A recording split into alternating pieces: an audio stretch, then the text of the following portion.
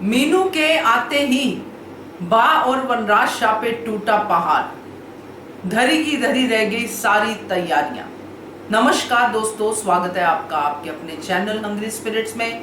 Hungry spirits देख रहे सारे दर्शकों का मैं अंजू शर्मा दिल से स्वागत करती हूँ। अब वनराज शाह और बा फिक्र में है मीनू की कि मीनू कहाँ चलेगी। बा पूरी तैयारियां कर रही है, यहां तक कि बा ने शादी तक की तैयारी कर ली, मगर वो हैरान हो गए, गुस्से में आ गए जब देखा कि मीनू तो आशा भवन के द्वारे खड़ी है और मामी मामी कह के अनुपमा के गले लग रही है। पहाड़ तो टूटना ही था भाई। और बात करते हैं इसी पहाड़ पे। पहले वही निवेदन, जिन्होंने अभी तक चैनल को सब्सक्राइब नहीं किया है कृपया कर लीजिए। साथ में दोस्तों बेल आइकॉन दबाइएगा ताकि आपको हमारे वीडियोस के नोटिफिकेशन मिलते रहे। आगे जो भी होगा वो तो देखेंगे ही, ड्रामा तो डेफिनेटली है, मगर ये जो हुआ है ये बड़ा ही अच्छा हुआ है। वनराज शाह, जिसको लगता था कि मेरे अलावा कोई भी डिजर्व नहीं करता कि उसके पास बेस्ट आए, मीनू बेस्ट है उसके सारे बच्चों में से, डॉक्टर बन के आई है और वनराज शाह ने डॉक्टर बनाया है। एहसान मीनू पे पहले ही कर दिया है, वो एहसान मीनू के आने से पहले ही मीनू के लिए जताना शुरू कर दिया है कि मैंने MBBS करवाई। और ये डायलॉग मीनू के सामने भी आएगा, क्योंकि जो दिल में है वो आ ही जाएगा जुबान पे।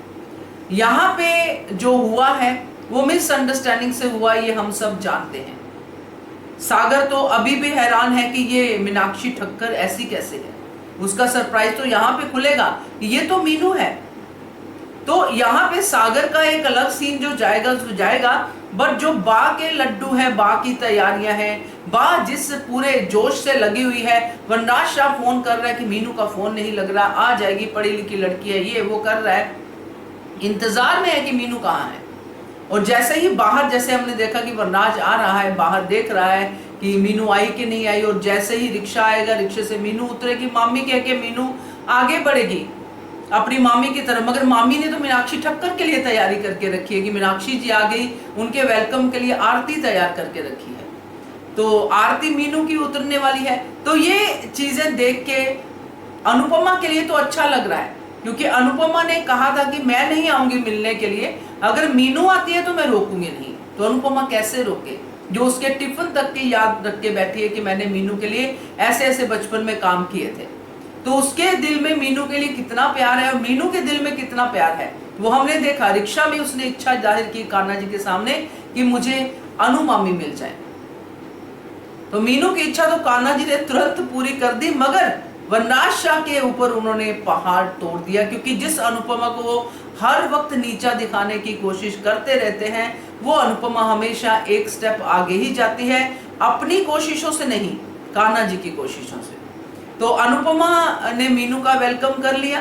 अब आगे मीनू का वेलकम होगा वनराज शाह से, जो होगा गुस्से में, जो होगा नफरत में, जो होगा अनुपमा की बेइज्जती करके। तो ये नजारा मीनू देखेगी और उसको समझ में आ जाएगा कि उसके मामा जी अभी भी नहीं बदले हैं, वैसे के वैसे ही हैं, क्योंकि बचपन में भी उसने ये सब खेल तमाशे इनके देखे ही होंगे।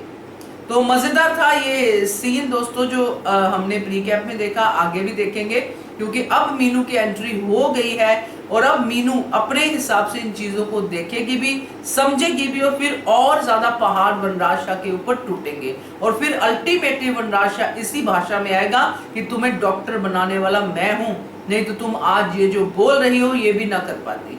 तो ये सब भी वनराज शाह के मुंह से फूलों की तरह, कांटों की तरह, जैसे भी आप समझो, निकलेगा। तो क्या कहते हो आप इसके बारे में, कमेंट कीजिएगा। देखते रहिए channel hungry spirits. Thank you so much.